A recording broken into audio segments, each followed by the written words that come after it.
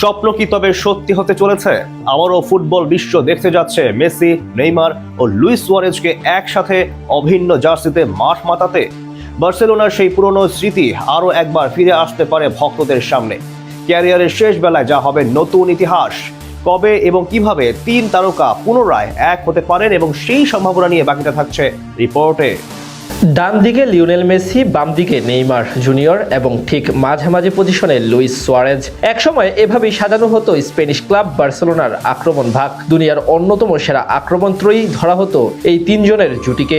MSN এই এক নামেই চেনা যেত তিন দেশের তিন ফুটবল সুপারস্টারকে। বার্সেলোনার সেই পুরনো অতীত অবশ্য এখন শুধুই স্মৃতির অংশ।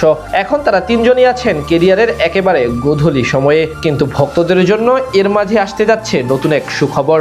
আরও একবার লিওনেল মেসি, নেইমার জুনিয়র এবং লুইস সুয়ারেজের জুটি দেখা যেতে পারে ক্লাব ফুটবলে। আরও একবার তিনজনকে একসঙ্গে আক্রমণ সাজাতে দেখা যেতে পারে সবুজ গালিচায়, যেটি বাস্তব হলে ভক্তদের জন্য হবে পূর্ণরূপের নতুন এক অভিজ্ঞতা। লিওনেল মেসির সঙ্গে ফুটবল মাঠে সবচেয়ে ভালো বন্ধুত্ব নেইমার জুনিয়র ও লুইস সুয়ারেজের। তিনজন একসাথে বার্সেলোনায় লম্বা সময় অভিজ্ঞতা শেয়ার করেছেন নিজেদের মাঝে। যদিও বর্তমানে ইন্টার মায়ামিতে আর্জেন্টাইন তারকা লিওনেল মেসি ও সুয়ারেজ একসাথে খেলছেন। শুধু তারা না, রদ্রিগো ডি পল এবং কাসেমিরো খেলছেন তাদের হয়ে। তবে নতুন করে তাদের সঙ্গে যদি আমেরিকান ক্লাবটিতে নেইমার যুক্ত হন, তাহলে হতে পারে এক ইতিহাস। পাশাপাশি লিওনেল মেসি, নেইমার জুনিয়র এবং লুইস সুয়ারেজের MSN জুটি দেখা যেতে পারে আরও একবার। এই বিষয়ে নতুন করে আলোচনায় আসার কারণ, নেইমারের সাথে চলতি বছরে তার বর্তমান ক্লাব সান্তোসের চুক্তি শেষ হওয়ার কথা।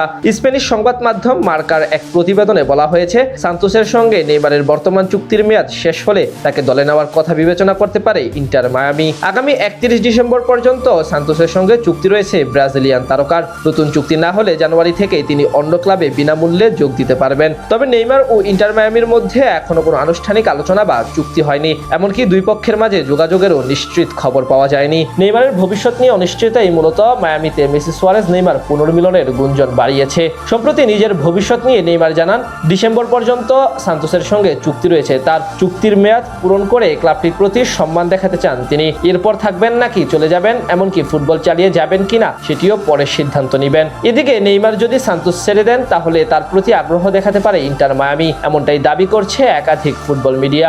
ইন্টার মায়ামিতে বর্তমানে মেসির সতীর্থ লুইস সুয়ারেজ। মেসির সঙ্গে ক্লাবটির চুক্তি 2028 মৌসুম পর্যন্ত। ফলে নেইমারকে দলে ফেরাতে পারলে প্রায় এক দশক পর আবারও একই সাথে একই জার্সিতে দেখা যেতে পারে বার্সেলোনার বিখ্যাত MSN ত্রয়ীকে। যদিও এর মাঝে আবার চলতি বছর লুইস সুয়ারেজের বর্তমান চুক্তি শেষ হয়ে যাবে। নতুন করে তার সঙ্গে যদি মায়ামি চুক্তি নবায়ন করে, তখনই সম্ভাবনা জোরালো হবে। তিন তারকা পুনর্মিলন হলে মাঠের পারফরমেন্সের পাশাপাশি বাণিজ্যিকভাবেও বড় সুবিধা পেতে পারে ইন্টার মায়ামি। এখন দেখার পালা শেষ পর্যন্ত সেটি হয় কিনা।